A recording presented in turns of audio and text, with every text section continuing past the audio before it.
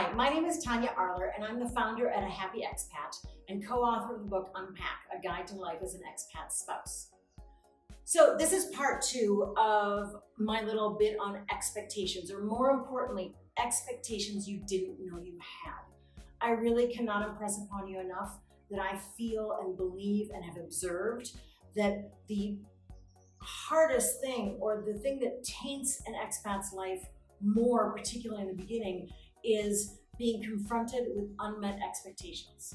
And the worst ones are the expectations they weren't even aware of. I talk about how that works in the first video, so I'm not going to repeat myself.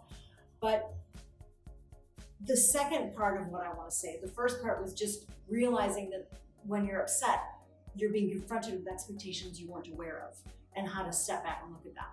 The second part about unmet expectations, which I think is really important, is it's also an opportunity. It's an opportunity for you to learn something about your new country. So at one point I lived in Sweden, and I'm going to make this story short, but my son was off to a school trip the first week of school, the first year we were there, and it was on the public buses, and all the kids were on their way to stand in line. So there were 3 buses, there were 60 students, but 300 people. And when it was time to get on the buses, they opened the door, the bus company opened the door and let these students through, well, let people through. And after about, 50 people, of which maybe 15 or 20 were our students, the doors shut.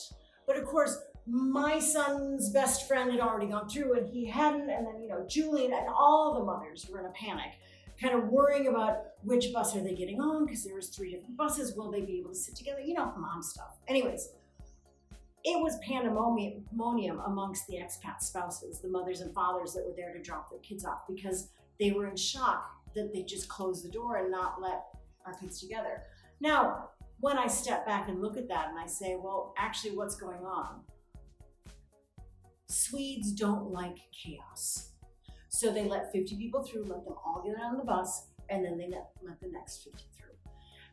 And if I looked at the things in that country that frustrated people and upset people, a lot of them could all come back to the fact of they don't like chaos. So the way they do things in that country is kind of geared to minimizing chaos.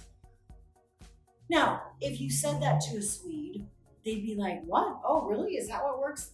They don't know it. But in any country, the habits and the customs and the way they do things are the result of years and decades and centuries of a culture becoming who it is and living who it is and honing their systems, whether it be the way they drive or the way you go, buy things at a store, the way you stand in a queue, whatever those customs are, it's all a reflection of their culture.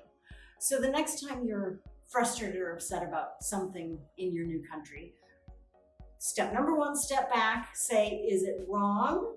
Or is it just different from what I'm used to? So that you can kind of take the emotionality out of it.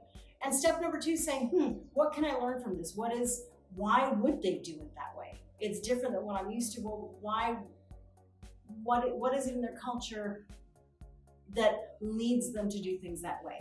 It might help you in far more ways than you imagine, because suddenly you're going to get a kind of a more subtle understanding of the culture you live in. So that's part 2. Please like my Facebook page, A Happy Expat.